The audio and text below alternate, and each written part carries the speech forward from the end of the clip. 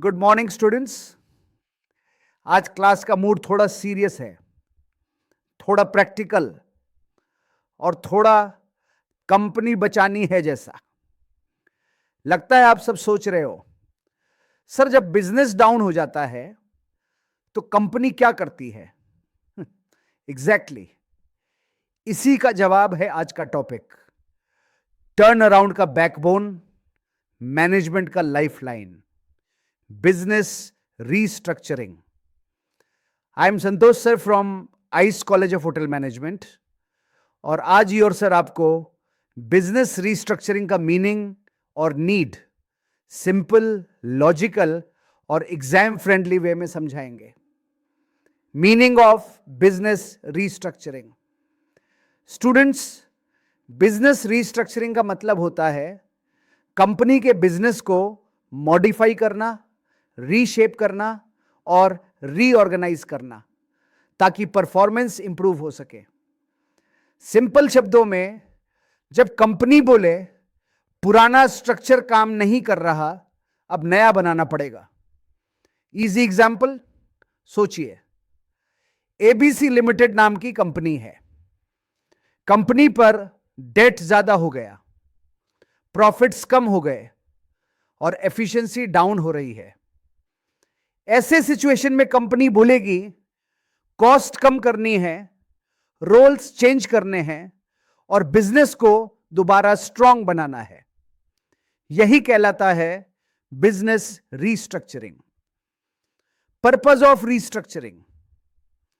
Restructuring किया जाता है डेट कम करने के लिए, एफिशिएंसी बढ़ाने के लिए, परफॉर्मेंस इंप्रूव करने के लिए, फाइनेंशियल डिफिकल्टीज से बाहर निकलने के लिए।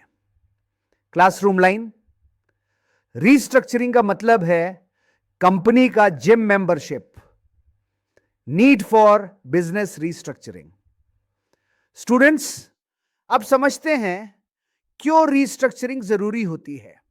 एक, पुअर कॉम्पिटिटिवनेस। अगर कंपनी मार्केट में कॉम्पिटिटर्स का सामना नहीं कर पा रही तो बिजनेस मॉडल रीथिंक करना पड़ता है। दो, stagnant growth.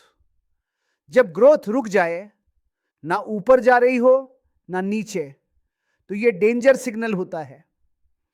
Restructuring new techniques और बेटर यूटिलाइजेशन लाती है।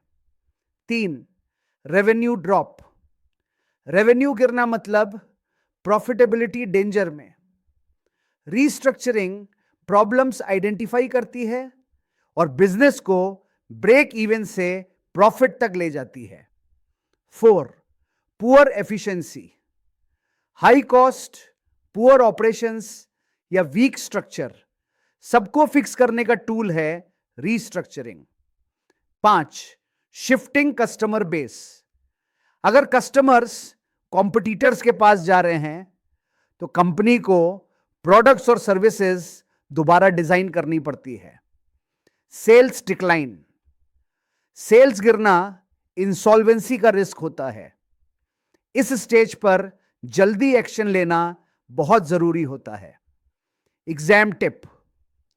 एग्जाम में लिखते वक्त याद रखो, financial difficulty, efficiency, competitiveness, growth revival.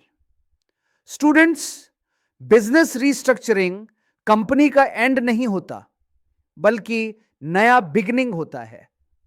Thank you students. Thanks from IC college of hotel management.